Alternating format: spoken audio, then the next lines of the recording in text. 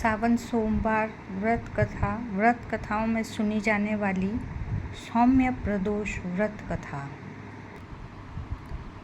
प्रदोष व्रत कथा। प्राचीन समय में किसी नगरी में एक विधवा ब्राह्मणी रहती थी।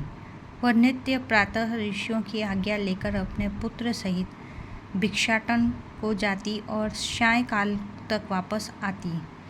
भिक्षा में उसे कुछ भी प्राप्त होता, उसी से वह अपना और अपने पुत्र का निर्वाह करती हुई भगवान शिव का प्रदोष व्रत भी करती।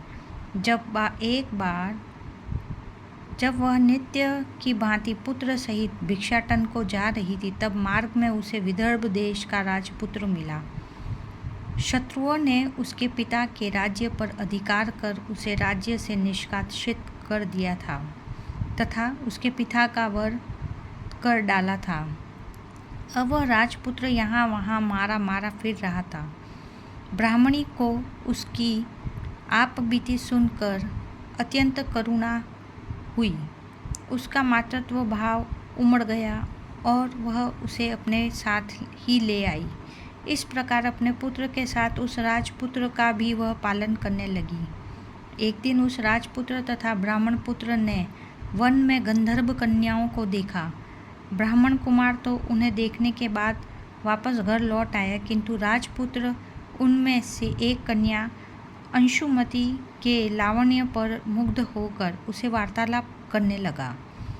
दूसरे दिन वह राजपुत्र फिर अंशुमती से मिलने वन में चला गया।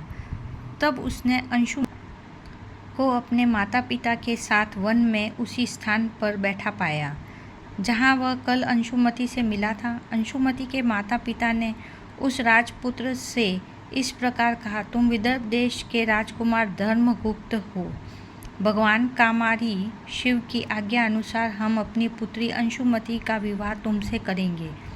धर्मगुप्त का विवाह अंशुमती से हो गया तो उसे गंधर्वों की सहायता प्राप्त हुई और गंधर्व राज की सेना के सहयोग से उसने अपना खोया हुआ राज्य पुनः प्राप्त कर लिया। शत्रु वीर गंधर्वों के सम्मुख टिकट न पाए। इस प्रकार धर्मगुप्त शिव कृपा से विदर्भ नरेश बन गया, किंतु अपने बुरे समय में आश्रय देने वाली ब्राह्मणी और उसके पुत्र को वह नहीं भूला और उसने उनके उपकार से उऋण होने के लिए उस ब्राह्मणी के पुत्र को अपना अमात्य यानी मंत्री बना लिया। इस प्रकार वह विधवा ब्राह्मणी अपने पुत्र के साथ शेष जीवन भर विदर्भ देश में सुखपूर्वक रही, किंतु अच्छे दिन आ जाने पर भी वह शिव पूजन को नित्य करना नहीं भूली, क्योंकि उन्हीं के प्रताप से सब मिला था। यह उसी ब्राह्मणी के प्रदोष व्रत का ही सुफल था। उसी समय संसार में शिवजी के प्रदोष व्रत की प्रतिष्ठा हो गई। प्रदोष व्रत करने वालों को अवश्य ही भगवान वृषभान शिव का अनुग्रह प्राप्त होता है। ओम नमः शिवाय। हर हर महादेव।